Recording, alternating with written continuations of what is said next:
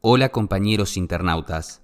Para aquellos que no estaban presentes en los tablones de 4chan, existió un anónimo quien trabajaba en una pequeña editorial, donde estaba componiendo un libro con el compendio de las fotos más extrañas y misteriosas de la historia. El trabajo claudicó cuando el anciano que le proporcionaba las fotos originales canceló el contrato y vendió toda su colección a otra persona. El anónimo estaba comprensiblemente enojado por el esfuerzo y tiempo invertido y en un ataque de ira compartió todas las fotos. Te voy a dejar con el usuario benefactor X y que sea él mismo quien te cuente la historia. Las miniaturas de los originales las vi por primera vez en Sotheby's, la venerable casa de subastas fundada en Londres y que ahora tiene su sede en Nueva York.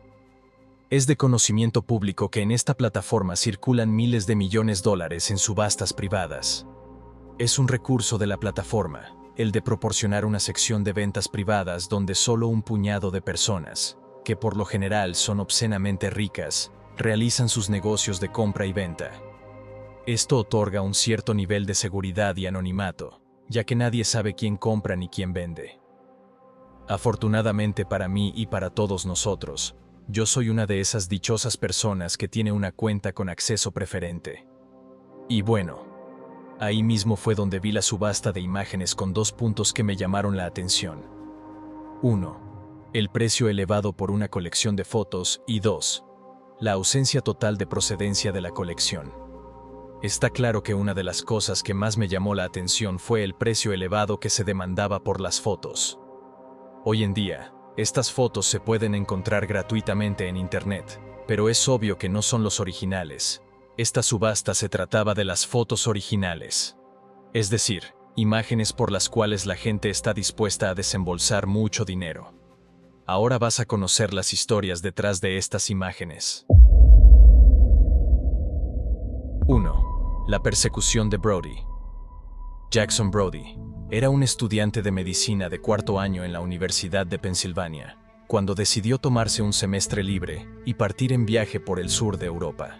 Según su madre, Brody sufría de agotamiento nervioso sumado a la persistente ilusión de ser perseguido por una fuerza desconocida. Brody afirmaba que esa fuerza desconocida provenía del cadáver de una mujer que él mismo había diseccionado. Temiendo un colapso inminente, un tiempo de gira por el Mediterráneo le levantaría el ánimo y asimismo le refrescaría las ideas. Brody seguía en contacto con su madre a través de las cartas y las postales que le enviaba por correo. Su condición sugería que iba mejorando. Tal fue así, que Brody le escribe a su mamá que iba a extender su estadía unas semanas más, con motivo de ir a África. En efecto, salió de España en barco en el otoño de 1921, se detuvo en Gibraltar por una noche y al día siguiente continuó con su periplo hasta Tánger, Marruecos, una vez en destino. Brody le envió, lo que iba a ser, la última carta a su mamá, sugiriendo una pronunciada regresión a la locura. El espíritu de la mujer volvió a acecharme. Nunca antes estuvo tan furiosa e insistente como ahora. Desde que pisé Marruecos, no ha dejado de acosarme. Cada vez que estoy en una calle sinuosa y oscura, siento su presencia y hasta incluso la veo. Me está empujando a la desesperación. Esta fotografía es la prueba final de su existencia. Después de esta carta se desconoce qué le ocurrió a Brody Jackson. 2. Las desapariciones de la señora Yurno. Durante sus últimos años, Josephine Yurno salía a caminar todos los días, al atardecer, por su querido barrio de Norwich. El 12 de noviembre de 1935, salió como de costumbre, pero a diferencia de las demás veces, esta caminata solo fue de ida, porque ella nunca regresó. Un gran equipo de voluntarios, entre ellos vecinos y allegados en coacción a la fuerza policial, llevaron a cabo extensas búsquedas, pero nunca se encontró ni un rastro de ella. 3 años después, y cuando todos habían bajado los brazos, la señora Yurno fue encontrada frente a la casa de un vecino. No tenía ni una marca en el cuerpo, y su estado de salud era perfecto. Cuando le preguntaron dónde había estado la señora Yurno, no pudo entender la pregunta. Simplemente respondió: salí a caminar como todos días. Desde su punto de vista, no había pasado el tiempo en absoluto. Llevando la contra a todas las sugerencias de sus vecinos y médicos, rechazó todo tipo de tratamiento y reanudó su vida como si nada hubiera sucedido, y eso incluía sus paseos nocturnos. En el año 1938, un vecino tomó esta fotografía de ella. La atmósfera inquietante de la foto hacen un perfecto resumen de este caso.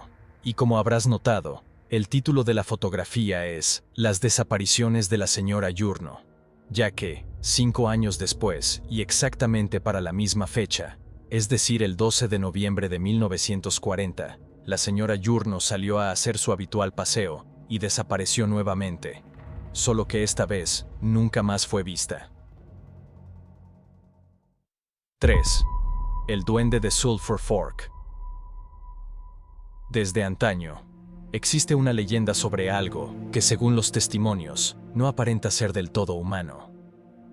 Algo que merodea en una vieja casa abandonada al final de un sendero, a la vera del río Sulphur Fork, cerca de Wildersville, Tennessee.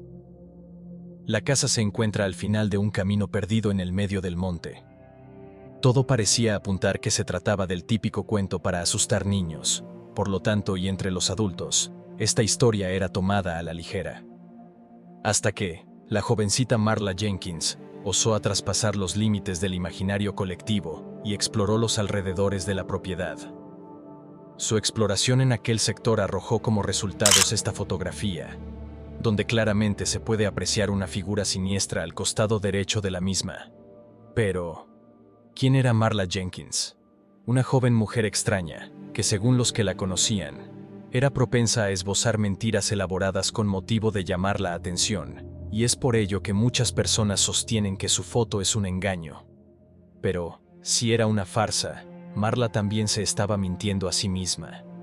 Unos años después al suceso de la fotografía, Marla recibió una pequeña herencia de su abuelo, y con el dinero, decidió comprar el terreno donde precisamente había tomado la foto. Se construyó una cabaña destartalada, y vivió allí el resto de su vida.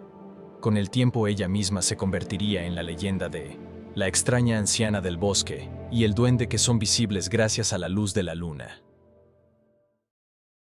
4. Curiosa fotografía de Vladimir Putin. En 1988, Ronald Reagan, presidente de turno de los Estados Unidos, visitó la Plaza Roja de Moscú. Ronald estaba felizmente transitando las calles cuando un niño se le acercó para estrecharle la mano.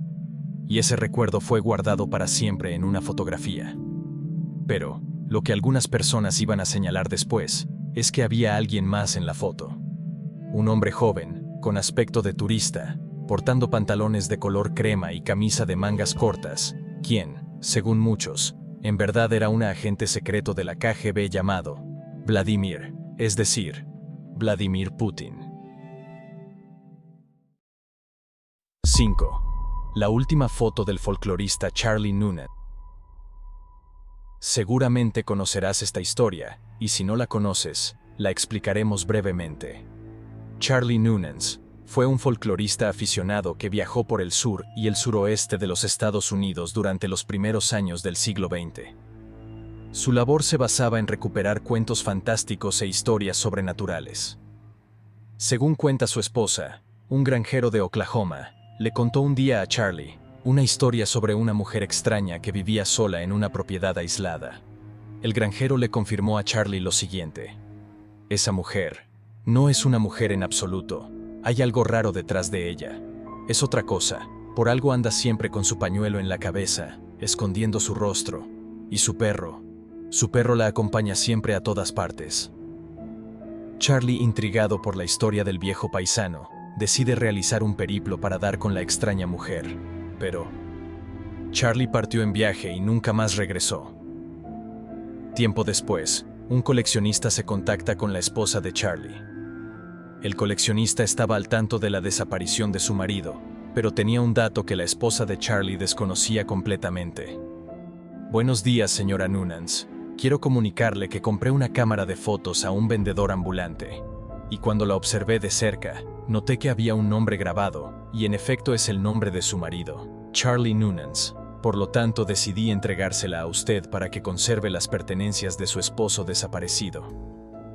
La esposa de Charlie, agradecida por el gran gesto del comerciante, decide revelar la película que contenía la cámara, con la esperanza de encontrar una pista sobre su paradero. Lamentablemente, en el rollo solo había 2 fotos, las últimas 2 fotos que Charlie tomó en su vida. No está de más aclarar que se desconoce la ubicación de la propiedad del granjero que le contó la historia a Charlie, y por ende, también se desconoce la localización de la vieja escoltada por su perro. 6.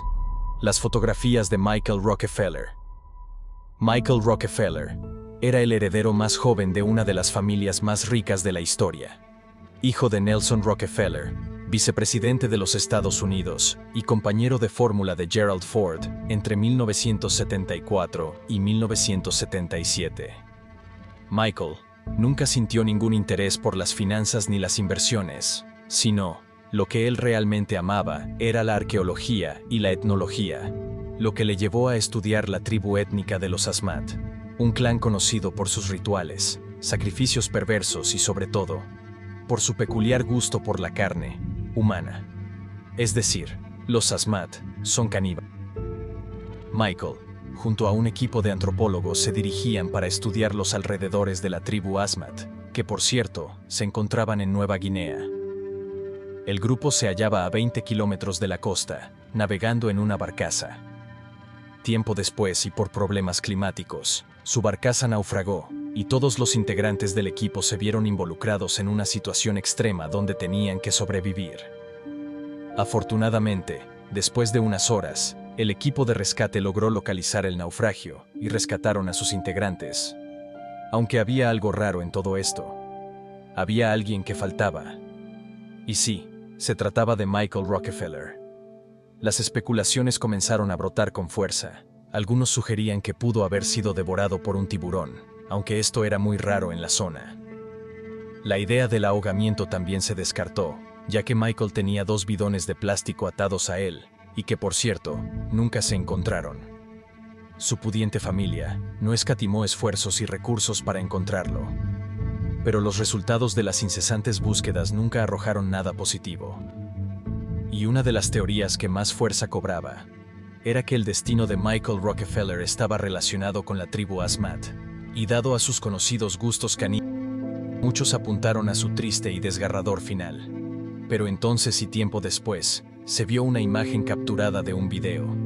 Precisamente el video era parte de un documental que se estaba realizando alrededor de las inquietantes costumbres de la tribu Asmat. Hasta ahí, todo bien. Pero un usuario anónimo hizo pausa en una parte del video y capturó la siguiente imagen, donde se veía a un hombre blanco mezclado en la tribu Asmat. Es probable que Michael Rockefeller haya cambiado su dieta y ahora forme parte de una tribu caníbal completamente hostil. 7. Esta serie de imágenes que vas a ver a continuación es la cereza del postre. Esta carpeta estaba adjunta con los demás archivos y era una especie de yapa, es decir, un regalo para el comprador que se hacía con la colección de imágenes.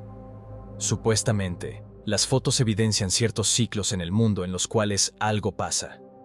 Algo como una especie de reinicio, donde los elementos naturales se ocupan de dejar bajo tierra a los cimientos de las antiguas civilizaciones.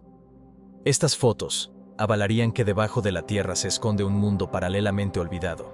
¿Será esta teoría cierta?